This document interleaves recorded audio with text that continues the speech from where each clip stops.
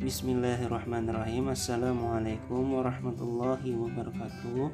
Pertama-tama perkenalkan, kami dari kelompok 1 yang beranggotakan Muhammad Syaukani, Reja Ikhlasul Akmal, Tarika Sapitri Nurdina, dan Siti Nur Fatimah, yang mana akan menjelaskan atau memaparkan tentang mendengarkan secara efektif.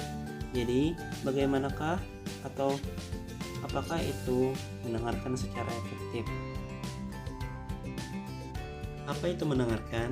Mendengarkan adalah salah satu komponen kecakapan yang dimiliki oleh seseorang ketika mereka memiliki kecakapan interpersonal skill yang baik. Sebuah komunikasi yang efektif dapat dilakukan oleh seseorang bila memiliki kemampuan mendengarkan yang baik pula.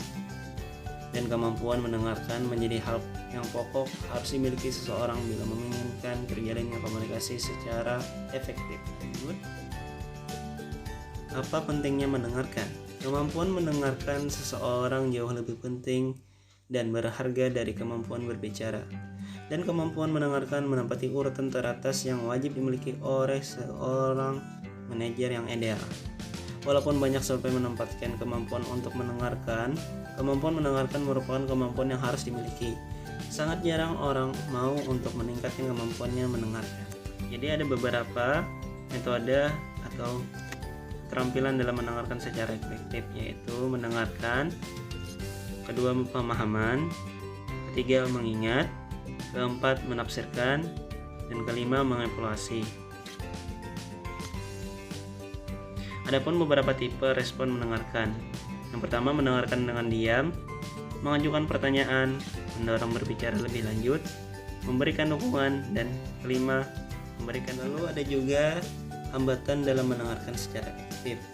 Yang pertama, informasi yang terlalu banyak, adanya kepentingan pribadi, kemampuan berpikir manusia, gangguan dari pihak luar. Lanjut ke slide selanjutnya, kebiasaan buruk dalam mendengarkan. Yang pertama, pseudo listening, orang yang menunjukkan perilaku mendengarkan padahal sedang tidak mendengarkan. Kedua, selective listening, orang yang hanya membicarakan respon terhadap apa yang menjadi perhatiannya. Topik pembicaraan yang disesuaikan dengan kebutuhan pendengar saja akan diresponnya. Ketiga, stakeholding, orang yang hanya tertarik dengan ide dan konsep pemikiran sendiri saja.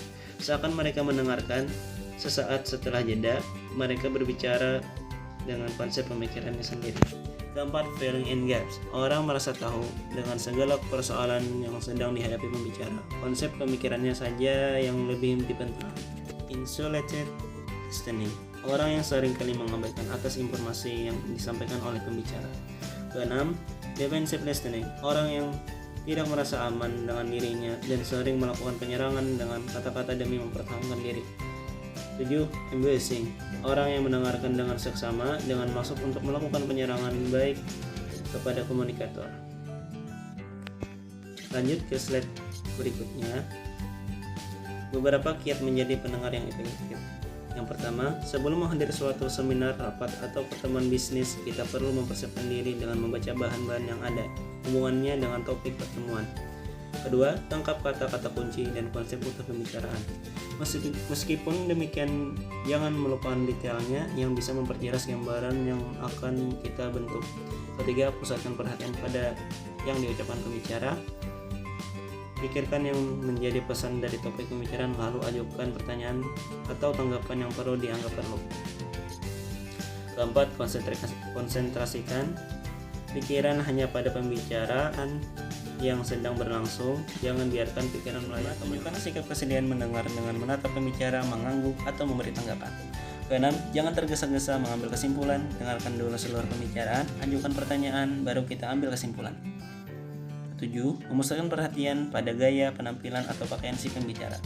Kedelapan, kalau menghadiri seminar atau lomba karya, catat kata-kata kunci, ungkapan, dan ide yang belum jelas untuk nantinya ditanyakan. Jangan menuliskan semua kata-kata pembicara. 9. Untuk mengatasi kebosanan, carilah sesuatu yang berharga atau membangun dari pesan-pesan si pembicara, atau perhatikan kata-kata atau ungkapan yang menarik untuk dijadikan bahan evaluasi. Dan terakhir, bersikaplah rendah hati, terbuka, sabar, dan tidak terbawa emosi. Tampaknya mendengarkan merupakan pekerjaan berat, tapi sebenarnya tidak jika tujuan kita adalah menyerap yang dikatakan si pembicara. Itulah pemaparan dari kelompok 1. Sekiranya jikalau ada kesalahan dalam pengucapan, kami memohon maaf.